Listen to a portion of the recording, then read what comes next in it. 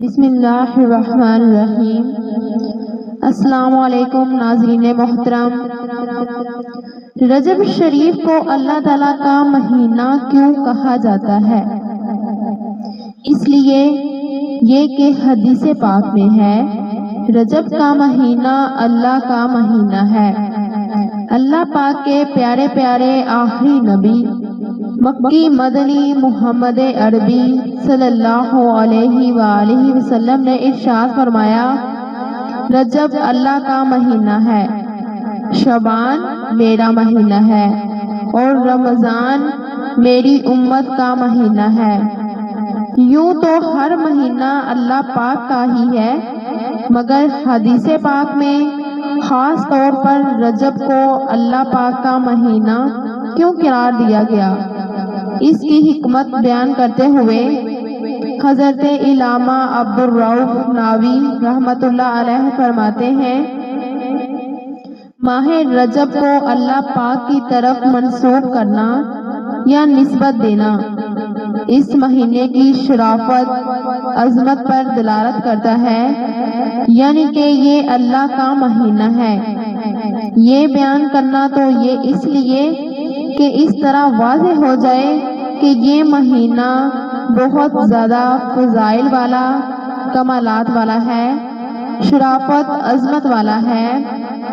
حضرت شیخ شہاب الدین احمد بن حجازی رحمۃ اللہ علیہ یہ ذکر کرنے کے بعد فرماتے ہیں، حرمت والے 3 مہینے ہیں، ذی القعدہ، ذی الحج اور محرم شریف، جو کہ لگاتار آتے ہیں، ایک کے بعد دوسرا اور دوسرے کے بعد تیسرا، اور ایک مہینہ تنہا یعنی اکیلا ہے اور وہ رجب کا مہینہ ہے۔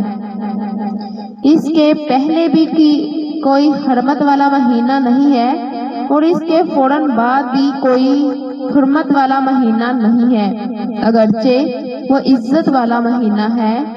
شعبان آقا کا مہینہ ہے، اس کو حرمت والا مہینہ نہیں کہا گیا۔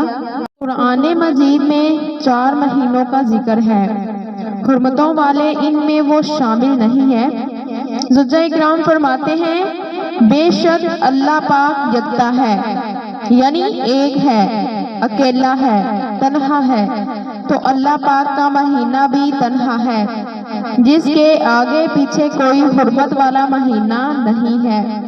لہذا اللہ رب العزت سے محبت کرنے والے کو بھی چاہیے کہ وہ اپنے محبت تنہا کے ساتھ رکھے، یعنی وہ اللہ واحد ہے، ایک ہے، اس کے ساتھ اپنی محبت رکھیں، تاکہ دنیا میں اس کے اندر یکتا کی، ایک اللہ، اکیلے اللہ کی عبادت کی صلاحیت پیدا ہو، اور آخر میں یکتا یعنی پروردگار کے دیدار کی قابلیت پیدا ہو۔